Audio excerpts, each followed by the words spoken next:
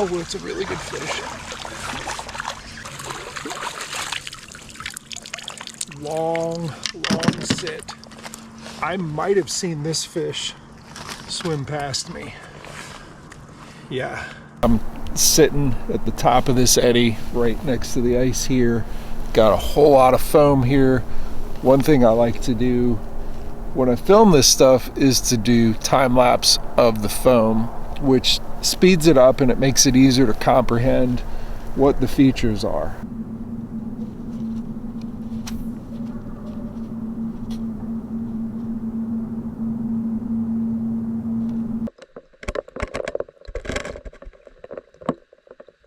So that is the trailer. It's the TRD Bugs. Came back to where I saw them with the crash and learn.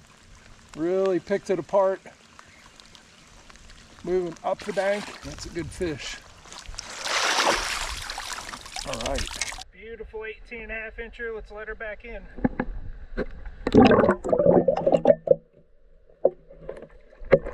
All right, so we've had the warming trend, and it hasn't, like, the door has not slammed shut, but it's lessening as it goes. But that's okay. I'm heading to a section of the Juniata that dumps out, that has a trout stream that dumps out on a particular bank. I want to go find winter water there. If I can do that, if I can find where, you know, that spring influenced groundwater keeps one side open and active. I say open from ice, but I don't think we're going to have any ice. I know that the Susquehanna still has ice in places. It isn't locked up anymore, but yeah, the Juniata where, you know, and I checked the creek. The creek is, it's a trout stream. So we'll see. It's scouting, but it's scouting at the end of a warming trend. I say scouting, it's the wrong word. Scouting is when you drive out there and you just look, which we've done recently. The right term would be hitting it cold. I don't know of a winter hole that I'm going to. Like, I think there's a winter hole in there somewhere, but, you know, not having had prior success history in winter, it's still speculative in nature. We've had some rain the last day and a half. We have a significant amount coming later today. I might be caught in some of the rain. I think overnight it's going to be the bigger deal. Pretty sizable slug of moisture coming up from the Gulf, and it's finally reaching up here in the mid-Atlantic after soaking most of the South. It'll be good to get some water back in our rivers. I know that we've had low and clear for a very long time. The wind is gonna be really nice. It's not much wind at all. So till tonight, till the main slug of rain comes in. So good fishing conditions. A little damp. Gonna wear my rain hat, but overall, I think pretty good conditions for getting out there. All right, so I've been thinking a lot about the last episode and the self-assessment that I did, and to sort of formalize it in the manner in which I did, where I talked about the good and then the bad and alternating it. I actually thought about the tournament fishing I've done, and that what tournament fishing in general does is that it elevates the importance of self-assessment. If you don't do well in a tournament, you're mad at yourself, and you make you make it more important to like be better next time than if you're just fun fishing. And I don't mean to talk down just fun fishing, right? It's what I'd rather do. I'd rather just fish, right? But what it does is it forces you to do a better job self-assessing, right? And we can do it without tournaments. We can absolutely self-assess every trip out. And it brought to mind what I've done in the past, which is doing formalized trip reports, writing down what are the patterns, what were the conditions, you know, what did I do well, what did not go so well. And it's not that I stopped asking myself those things. I've done those things along the way. I just do it because I get to watch myself on video and edit the video, and I see it. I see it right away. Ooh, I missed a hook set there. Ooh, it took me 3 hours to figure out this pattern is actually working. So I think what I want to do is to make maybe just a one-page sheet, which is a self-assessment tool, is a, hey, let's summarize what we caught, how we caught it in terms of the patterns that worked, what were the conditions, stream flow, and so forth. You don't have to go too far into the weeds, you just jot down some things, but then do the what I did well, what I did not do well, and what are the goals for improvement as a result of that trip. Would that be useful to you?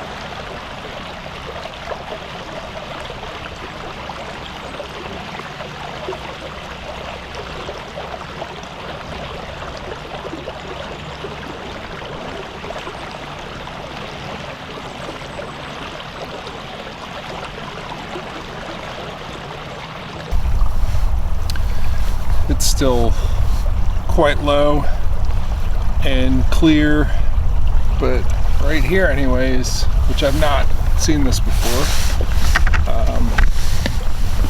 it's pretty swift. So let's look at the gauge. So we're going to look at one that's it's downstream. Hit refresh and see what this is doing. I do see some nice foam, but it's all really swirly. But yeah, that's our gauge. It's coming up. It had a bunch of up and down, and I think that was probably ice breaking free. Looks like 3-4 days ago, during like the center part of the warming trend, all the ice busted loose. So, and you know, we had some nights where it was not that much below freezing. I think it got below freezing each night, but we had some you know, daytime highs in the 50s, which is good. It's moving in the right direction.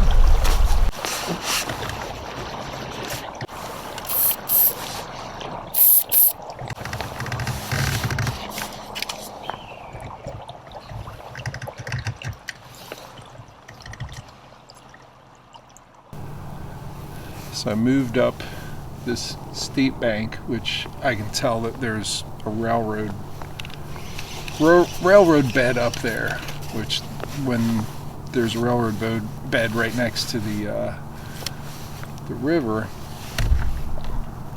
they throw riprap down. So interesting. Steep bank, deep water. I'm still in fairly, I don't want to say swift, but it's moving through here. I'm gonna keep moving up till I find foam that's not moving as much. It's not that I don't think they could be in the little pockets in the riprap, but I think they will maybe go there when they're spread out. Yeah, they condense in places where they're all clustered together, like what I showed on the first webinar. Actually, this looks good here. And then they spread out. If it warms up, it spreads out. What I like here is a transition. We go from this riprap to like a finer gravel, and sometimes transitions are really a good thing. They're definitely a good thing when you're lake fishing. They can be good on the river as well. But let's start with some positive mental attitude. I'm gonna catch them today, and I'm not just like forcing that. I believe I'm gonna jam 5 or 6 really solid fish today. There'll probably be more than that. I think I'll probably end around 9 or 10, maybe a dozen. I think that's a reasonable expectation. Who knows? Maybe I get really surprised and get a bunch of them. We'll see. But I believe it. I believe it's going to happen, and I believe it's going to happen with bottom bouncers. It's not that I'm not going to try a jerk bait. I will, but I might save that for later in the day. See if there's any indication they're going to chase. Moved up into this transition area because I snagged, but it's always good to check your assumptions on, all right, what was I really looking at? What's up on the bank usually gives you an indication as to what's happening down here. Yeah, I spooked a fish here. I don't know what it was. I just saw the movement. It could have been a carp, but the foam is slowed down almost to a complete stop. It's not deep. It's probably 2.5, 3 foot deep, but there's this cluster of wood that is gathered there, which says in higher flow, and the wood's like, I don't know, 30 feet off the bank in shallow water. What that says is in higher flow, this is a huge eddy that collects stuff. Oh, I see it now. That's a big smallmouth. Oh, I see him. Yep, he knows I'm here. All right, well, that's worth marking a waypoint.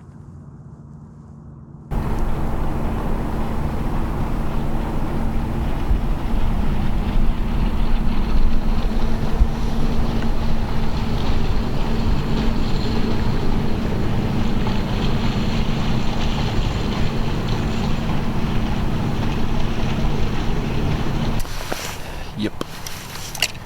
Even the Amish have a rush hour. It's starting to slow down a little bit, but if we look all the way up, oh man, there's a foam pocket there that's just not moving. So why am I not just running right up to there? Well, this speaks to what I'm going to talk about tomorrow in the seminar, which is the second river smallmouth webinar, that when you break it apart, I move from bottom to top, and I'll set up on a spot and I'll put a cast there and I'll fish it slowly. Then I'll move up and cast there, and I just incrementally keep moving my way up, right? I'll get there. I think that's the most likely place for me to catch them.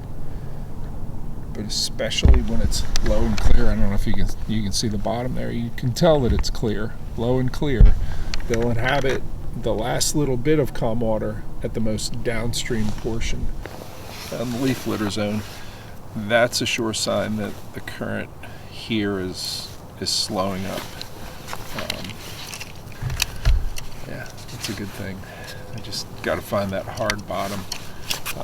Once you get it out there, and I've had 2 winter river smallmouth classes so far this winter. Before, well, even at the beginning of things icing up for the first time back in December. Unusually cold start to winter. But when I take people out winter river smallmouth fishing for the first time, try to get them some traction, one of the most common questions I hear: how long do you let it sit? I can provide an answer, but it isn't, it changes on the day. Your baseline, say start with 2 minutes, but here's the deal. 2 minutes per, like, it sits in one place, right? On one side of one, like the head of the jig doesn't leave where it's at. Mind you, it's down there doing this little undulation, and it's got some motion, so don't worry about it. It's got the scent on there. It's doing its work. And if someone comes and checks it out, it'll happen, right? But what that question is, how long do I let it sit, is the equivalent of a younger kid on a road trip with the parents. They haven't been in the car that long yet. What do they ask? What are they always asking? Are we there yet? Are we there yet? Hey kid, look out the window. Look around. Enjoy the ride. Enjoy the beauty of the land we're driving through. If you can kind of take that mindset with, hey, I've set the trap, I've put it out there, and stop worrying about, are we there yet? How long do I let it sit? Hey, it's doing its job. Now you can keep one part of your brain totally focused on waiting for that thunk, but the rest of your brain can look around and see that the sycamore trees are like, they've got their seed pods ready for spring. Occasionally you'll see a mink or a fisher scurrying along the bank. I've already heard,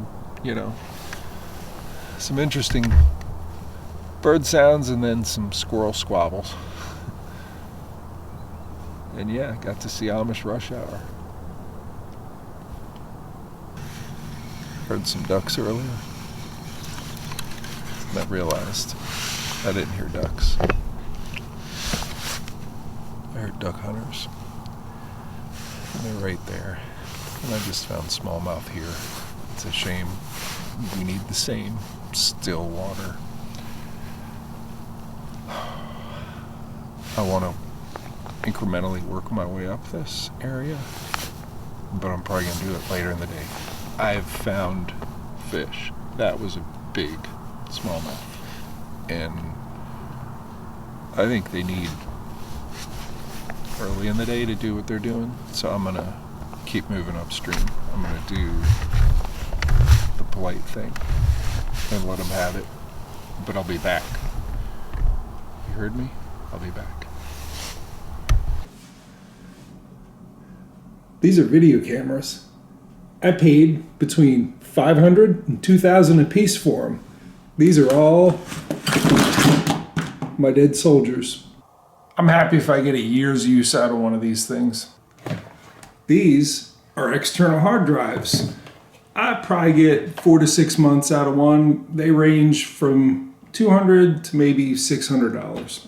So if you're wondering why you haven't seen any new long format fishing videos on the little stuff on YouTube recently, it's because I realized that YouTube is really just a very expensive hobby, not a pathway to make a living, which has been my dream since 2017 when I started this channel.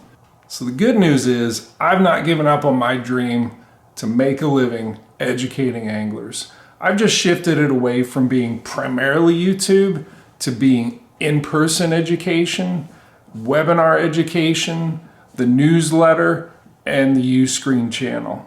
Here to filming, you spend a day editing all that type of stuff, and then YouTube throws all these wrenches into the machinery. You can't make any money. So in essence, a lot of these YouTubers, if they go to the lake for a day and film a video and then spend another day editing that video, they lose money. So I haven't had primary employment since September, and I utilized my kayak fishing classes to support my family.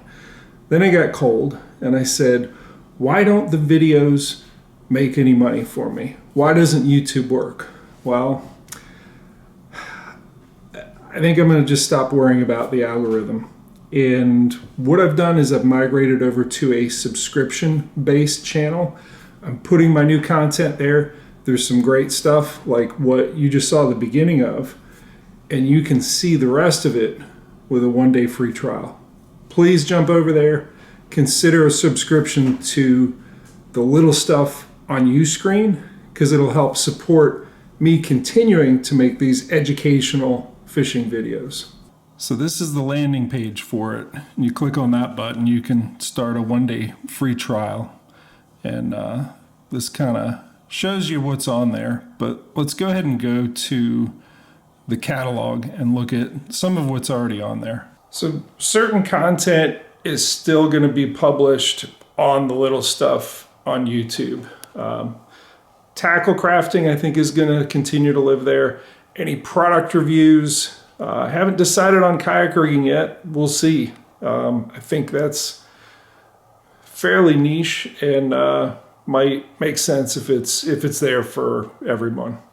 But we'll see. For now, the instruction, the teaching, the things that I go through and really explain, river kayak fishing, all of those paddling skills, anything about river smallmouth, and for sure I'll delve into the reservoir bass fishing, other species, probably some tidal largemouth stuff as well. So the first 17 videos that I put on there are all of the paddling and river safety skills and kayak fishing skills, moving water maneuvers that I teach people in person.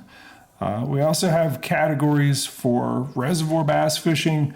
I put the webinars that I've been doing on there. We have the first one on there for winter river smallmouth. The second one's scheduled for later this week.